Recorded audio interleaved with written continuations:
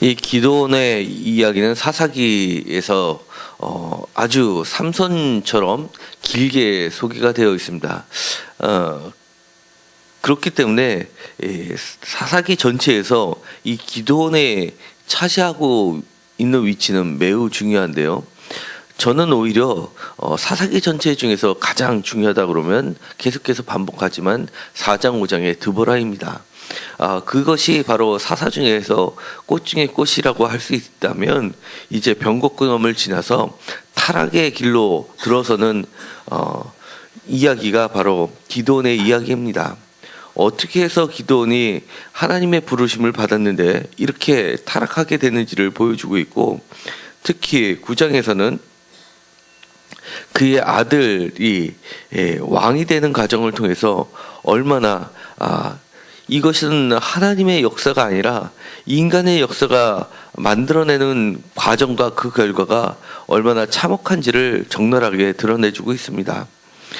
왕이 되는 과정은 폭력에 의해서 그리고 살육에 의해서 만들어지고 있다는 것을 9장 1절부터 드러내고 있습니다. 여룹바알의 아들 아비멜렉이 세겜에 가서 그의 어머니 형제, 그러니까 이 어머니라는 것은 여룹바알, 그러니까 기드온을 지칭하는 말입니다. 원래는 여룹바알이 기드온의 본래의 이름이었다라고 보는 견해들이 상당히 있습니다.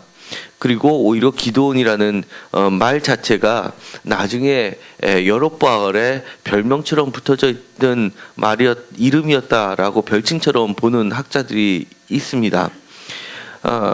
이 아비멜렉이 여룹바알의 아들 70명 중에서도 사실은 서열에도 들어가지 않는 자입니다.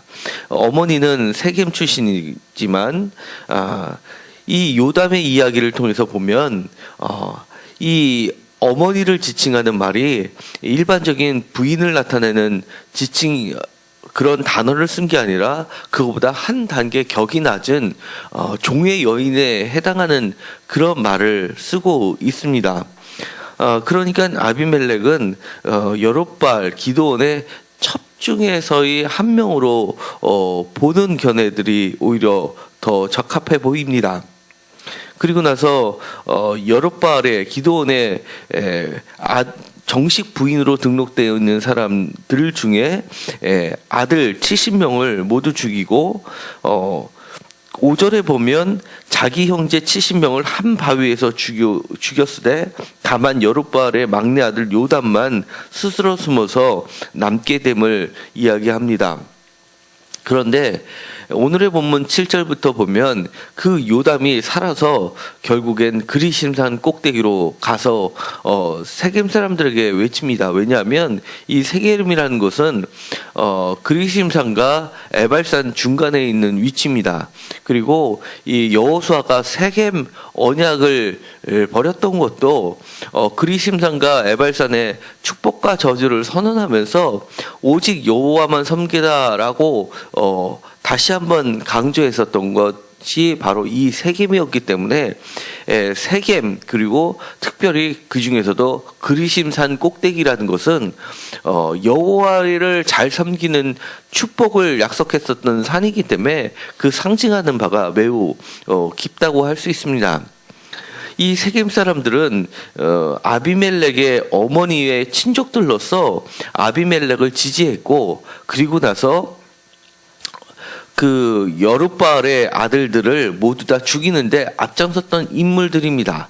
그러니까 요담이 그런 세겜 사람들을 향해서 외친들 어떤 큰 반향을 불러일으킬 수 있겠습니까? 그렇지만 작은 외침이지만 요담은 자신 있게 얘기를 합니다. 그것은 정말 저주에 가까운 말을 퍼붓는데 성경에서 요담 우화라고 할 정도로 이 단락은 매우 유명한 말이 되어 있습니다. 먼저 나무들을 들어서 아비멜렉을 비판하고 있습니다. 첫 번째 나오는 나무가 8절에 보면 감람나무입니다. 두 번째 나오는 나무가 10절에 무화과나무입니다. 세 번째 나오는 나무가 12절에 포도나무이고 마지막으로 나오는 나무가 바로 14절에 가시나무가 됩니다. 그리고 또 한 가지 나무가 등장하게 되는데 이것은 주연이 아니라 그 주변의 나무로서 15절에 백항명이 나옵니다. 먼저 중심 무대에 있는 것은 감람나무, 무화과나무, 포도나무입니다. 그것과 가시나무가 비교가 됩니다. 대표적으로 감람나무, 무화과나무, 포도나무는 이스라엘을 상징하는 대표적인 나무들입니다.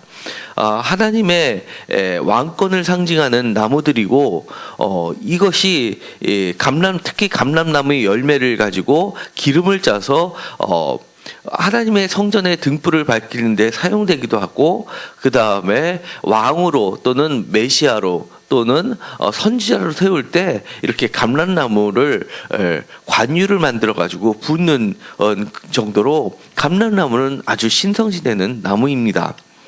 뿐만이 아닙니다. 이 무화과나무도 바로 무화과나무에 앉아 있는 나다나엘을 예수님께서 부르시는 장면을 보면 이 무화과나무는 아주 메시아의 때를 상징하는 것처럼 평화로운 때 그리고 여호와의 샬롬 평화가 이루어지는 아주 평화로운 왕권을 상징하는 나무이기도 합니다.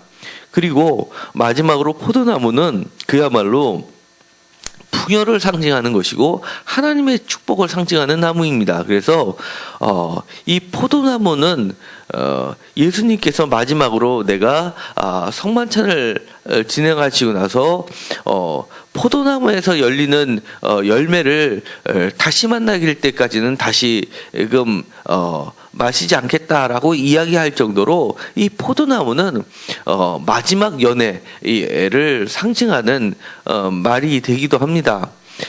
그러니까 이 감람나무와 무화과나무와 포도나무는 그야말로 모든 나무들의 으뜸이라고 할 수 있고 각각은 가히 왕이 될 나무들의 왕이 되기에 적합한 그런 나무들이라고 할 수 있습니다. 그런데 그런 나무들에게 우리 위에 왕이 되라라고 요청을 합니다.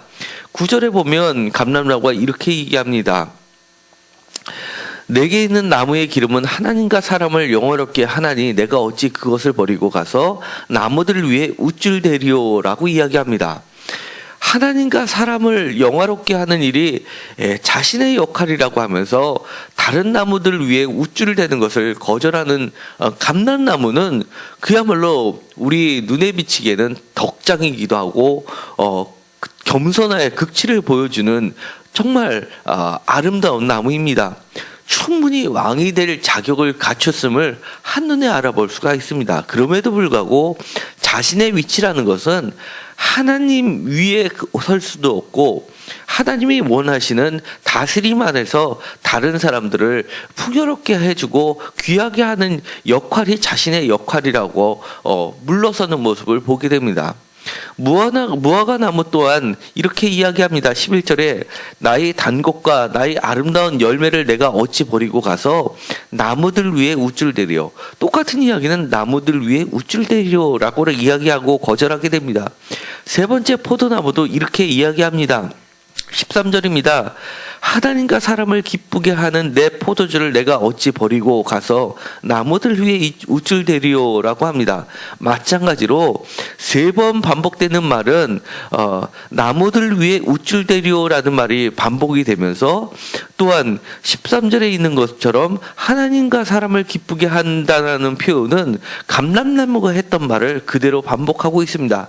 그러니까 앞과 뒤에 공통적으로 싸고 있으면서 세 번에 걸쳐서 이야기하는 이 나무들의 반응은 모두 다 자신의 위치를 분명하게 드러내는 말입니다.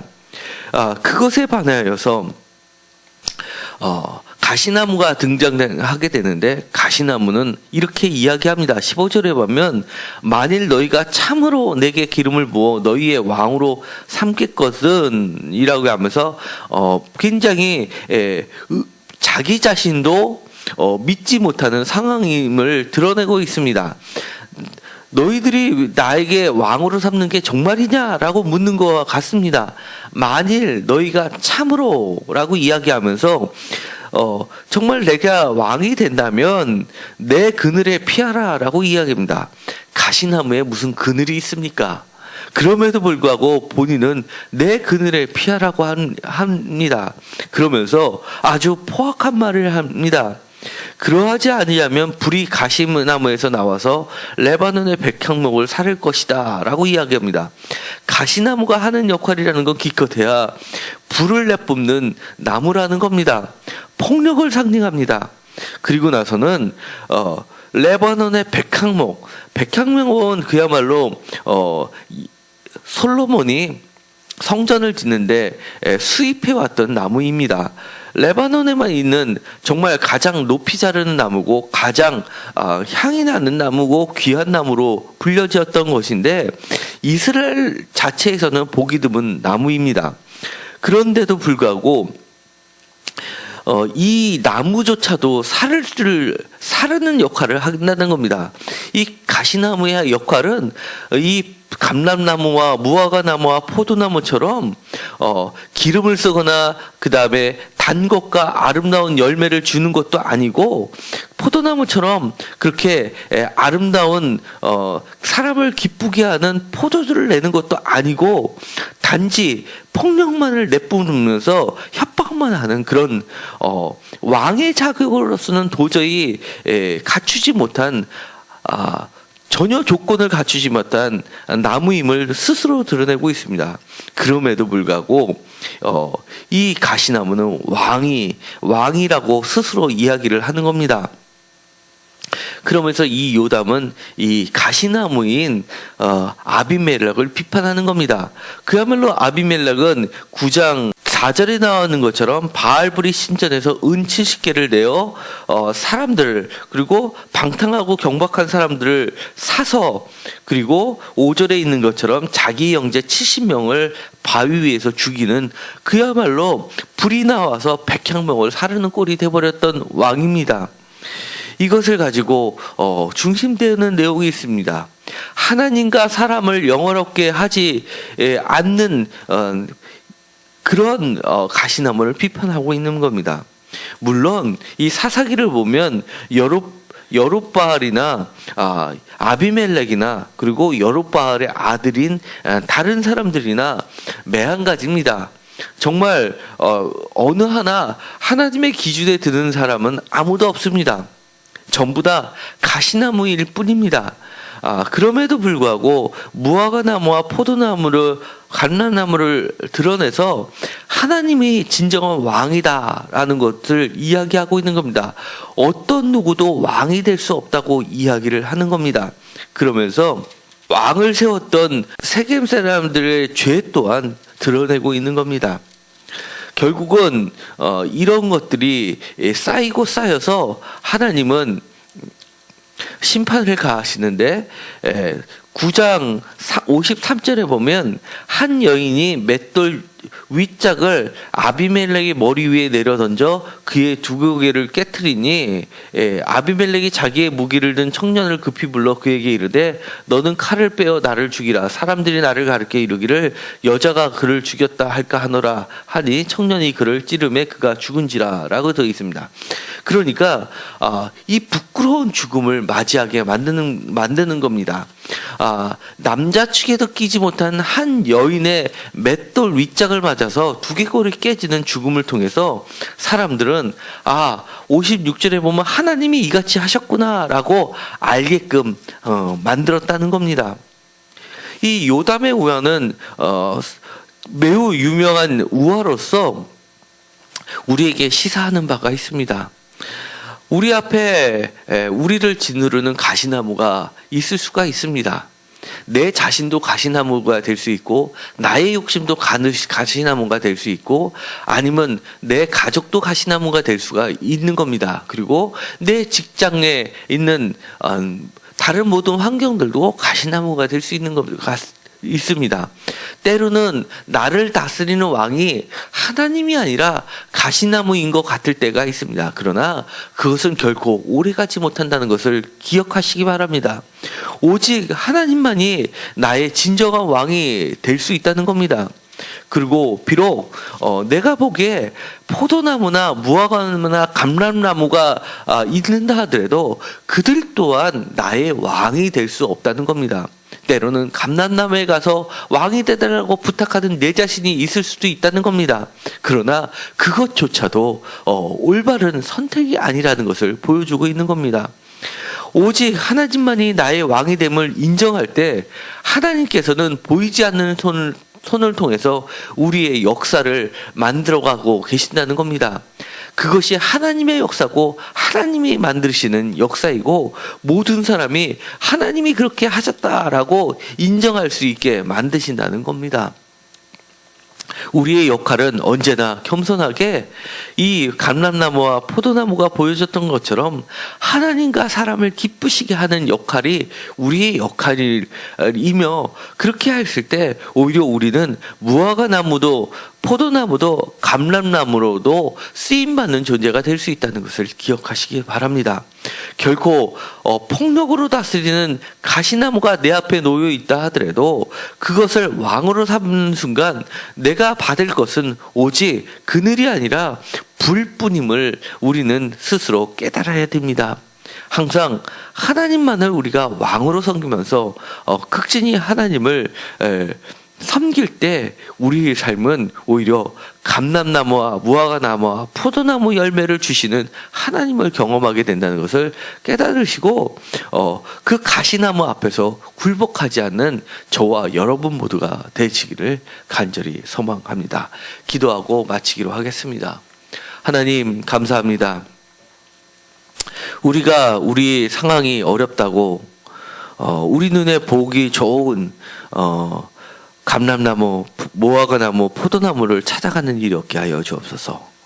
또한 가시나무가 아무리 폭력이 있다 하고 또 아무리 우리 주변에 좋은 것들이 다 거절한다고 하더라도 의지할 수 없는 것을 의지하는 우리들이 되지 않게 하여 주옵소서. 우리는 언제나 하나님만을 왕으로 모시며 사는 존재가 되게 하여 주시옵시고 하나님 앞에서 언제나 하나님과 다른 사람을 영화롭게 하는 존재로 살아가게 하여 주옵소서. 하나님, 가시나무에는 결코 그늘이 있을 수 없습니다. 거기에서 뿜어나오는 것은 오직 가시와 폭력과 그리고 하나님을 멀게 만드는 것일 뿐이라는 것을 우리가 깨닫게 하시옵시고 그 앞에 굴복하지 않게 하여 주시옵소서. 때로는 가시나무가 우리를 찌르고 하나님을 섬기는 곳 사람들을 영화롭게 하는 것에서 멀게 한다 하더라도 그 앞에 굴복하지 않게 하여 주옵소서. 그것은 오래가지 못합니다. 하나님께서 움직여 주셔서 보이지 않는 손으로 여인의 맷돌짝을 들어서라도 그 가시나무를 제거하여 주시옵시고 우리가 오직 하나님을 잘 섬기는 자들이 되게 하여 주옵소서.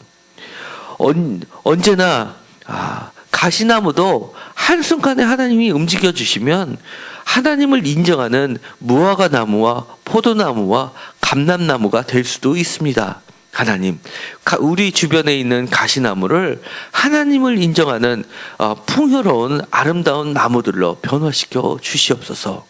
예수님의 이름으로 기도드렸습니다. 아멘.